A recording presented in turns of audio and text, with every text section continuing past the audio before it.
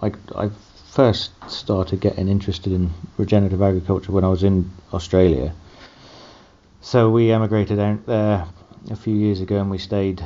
We were living in the Adelaide Hills, working out of the Barossa Valley, and I started to notice that there were some farmers, just one or two farmers, doing things a little bit differently to all the others, and sort of started asking questions and showing an interest. And I spoke to a chap called, the name escapes me, Andrew Cock, and he had just come back from America to a study tour with Gabe Brown.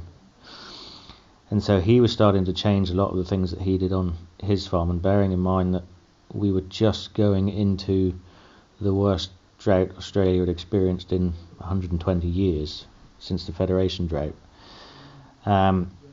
And these guys that were doing things slightly differently and managing their livestock and their cropping slightly differently were managing to keep livestock on the farm where everybody else was destocking, and their farms were turning to dust, whereas they still had feed in front of their cattle and their sheep, and they were managing it. And so that was sort of my introduction to regenerative, and that's what sort of got me reading the books around it, and starting off with Gabe Brown and Montgomery, and then jumped into the deep end and read Charles Massey.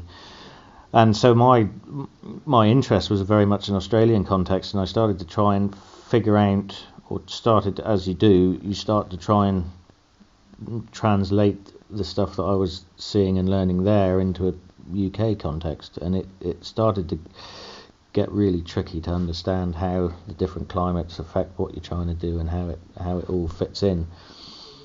And then one day I was talking to a guy about how they try and mitigate drought and how they try and work around retaining moisture in the landscape and water in the landscape, and it suddenly occurred to me that actually everything they do to mitigate drought, we do to mitigate flood.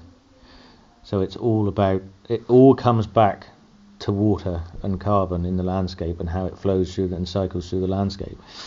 And so that was the big sort of moment of change, if you like, because you realise you can talk about all these different practices. You can talk about cover cropping, you can talk about zero tillage, you can talk about livestock, you can talk about all of that sort of thing, but those are all just prescriptions. They're all just a thing to do. What it actually comes back to at its very basic level is understanding how water and carbon cycles through the landscape.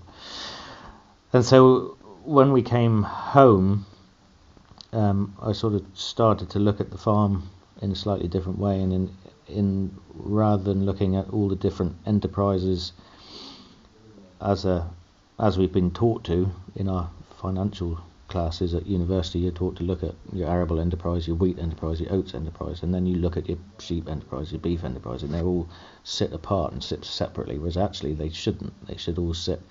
The farm should be. You should look at the farm as a one ecosystem, and how you manage the farm within the landscape and within itself. So you start to try and figure out how to best integrate every part of the farm and every enterprise into another enterprise. So you start to produce a business model where you've got multiple enterprises stacked one on top of the other, or as much as you can, so that each acre is interacting with various different enterprises. So you've got the livestock and you've got the arable, and it's all working together. So so one of the things that we've done is for the last few years is we plant about 15-20 acres of spring oats every year, and the only reason we started doing that was because we run the central heating on oats.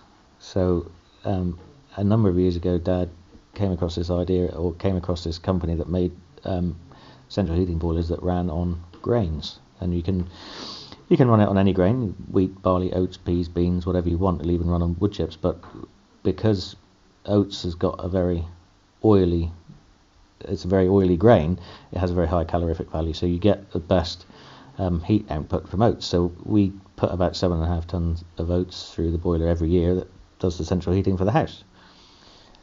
So one of the things we're trying to achieve within the broader context of the farm is to reduce inputs, and especially inputs that have traditionally been used to tackle insect and fungus issues.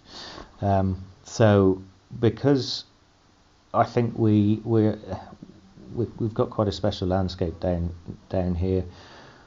Our average field size on the farm is about 8 acres, and each field is bound by proper big, tall Cornish hedges that are full of insects and full of diversity. And so when we start looking at how insects behave, and particularly beneficial insects, predatory insects like ladybirds, lacewings, parasitic wasps, rose beetles, ground beetles, all that sort of thing, we know that they will travel up to 60 metres into a field before they want to turn around and go back to safety again.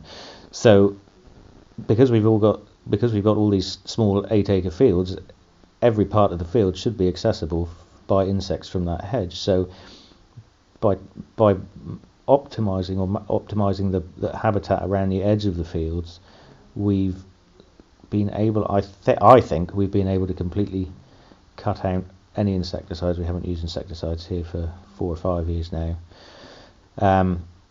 Just relying on the beneficial insects and the way that they manage the populations of non-beneficial insects.